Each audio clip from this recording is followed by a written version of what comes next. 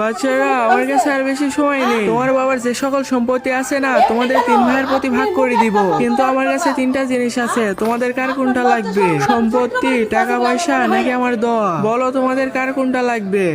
আমি তো টাকাগুলো নিয়ে নিব, আর আমি সব সম্পত্তি নিয়ে নিব। মা, আমার টাকা সম্পত্তি কিছুই লাগবে না, তোমার দোয়া লাগবে শুধু। ঠিক আছে, তোমরা 2জন চলে যাও। বেটা, তাহলে তুমি আমার কথা শোনো।